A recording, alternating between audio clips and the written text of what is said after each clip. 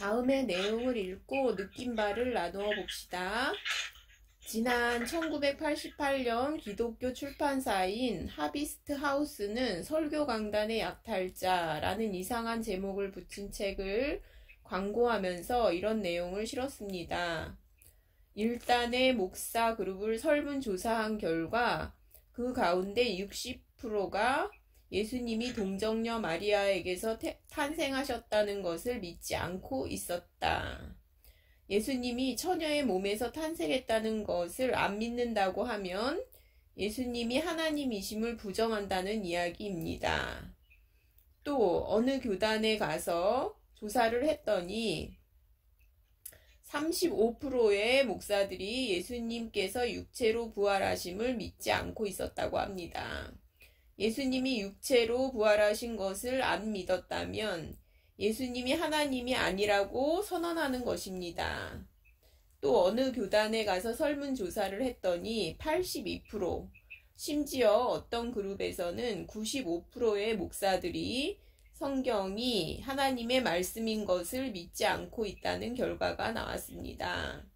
이 광고를 낸 빌립 켈러는 이렇게 결론을 내렸습니다. 오늘날 예수 그리스도 교회의 가장 큰 위험은 외부로부터가 아니라 내부에 있는 교회의 지도자들에게서 온다. 예수님이 하나님의 아들이심을 믿지 않는 지도자들이 많다는 이야기입니다. 그러니까 이제 그럴 수가 있을 것 같아요. 그러니까 왜 그러냐면 자격증이니까요.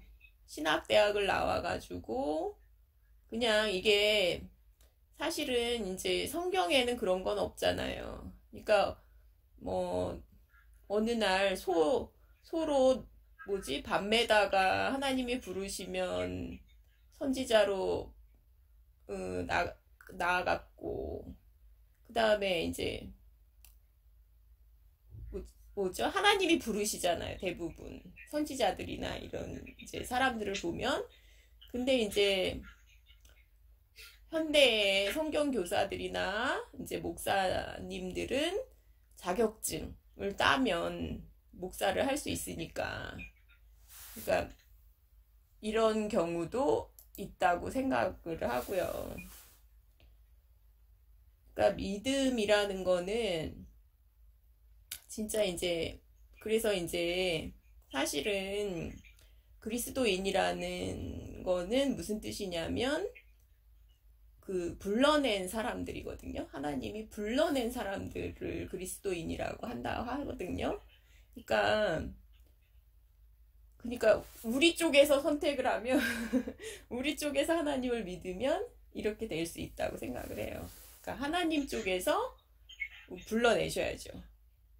그러니까 그렇게 생각을 하고 그 다음에 이제 이거랑은 이제 상관이 없는데 저는 이제 예수님이 이제 하나님이시기도 하지만 100% 하나님이시기도 하지만 100% 사람이시죠. 사람. 근데 그거를 어떻게 알 수 있냐면 항상 사단이 시험할 때는 항상 예수님이 하신 말씀이 인자는 이라는 말씀이었거든요. 인자는 사람의 아들은 그러니까 사실은 참 사람이시죠. 참 사람. 그러니까 스스로는 아무것도 안 하고 하나님의 영이 모든 것을 할 수 있는 참 사람으로 오셨죠. 예수님이. 그러니까 100% 사람이기도 하고 또 100% 하나님이기도 한 신비로운 분으로 오셨죠. 그리고 이제 여기 28절에 나와 있는 거 보면 내가 스스로 아무것도 하지 아니하고 오직 아버지께서 가르치신 대로 이런 것을 말하는 줄도 알리라. 그러니까 하나님의 영이 예수님 안에서 모든 것을 하셨죠. 기적도 하시고 말씀도 하시고 또 이제 가르쳐 주시기도 하고 그 모든 것을 그러니까 하나님의 영을 100% 해방시키는 참 사람으로 사셨고, 그리고 그래서 이제 아브라함보다 내가 먼저 있었다. 그러니까 하나님의 영으로 이렇게 말씀하시는 거잖아요. 그러니까 이 부분이 참 신비롭고, 이게 믿음이 아니면, 이 말씀을 그대로 믿는 게 아니면 이거는 참 어려운 일이죠. 인간의 이성으로는 참 믿음을 갖는다는 게 어려운 일인 것 같아요. 이성으로는. 근데 이제 믿는 사람들이 있죠. 그대로 그냥 이게 이 말씀을 그대로 믿는 사람들이 그리스도인이다 하는 생각이 들고요. 예, 지금 아비갈님께서 그 성경 말씀 28절을 말씀해 주셨잖아요. 예. 관계된 게 또 7번 문제이니까 네. 7번까지 해주세요. 네.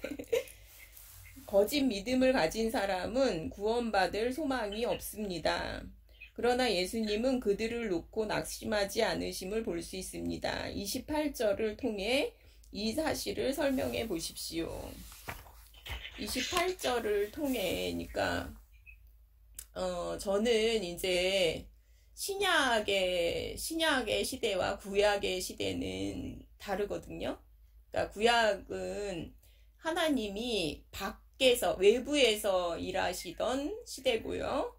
신약의 시대는 우리를 성전 삼아서 우리 안에 오신 시대거든요. 그러니까 그래서 믿음의 주요는 사실은 믿음의 창시자요. 그러니까 최초에 하나님의 영이 안에 계신, 하나님의 영과 연합된 참 사람으로 오신 분이 예수님이시고 창시자시죠. 그리고 이제 오순절날 성령님이 오시면서 우리도 이 믿는 사람들도 하나님의 영이 우리 안에 오신 그런 사람들이 된 거죠. 그러니까 이거를 통해서, 그러니까 이제 그분이 인도를 하시기 때문에 낙심하지 않을 수가 있죠.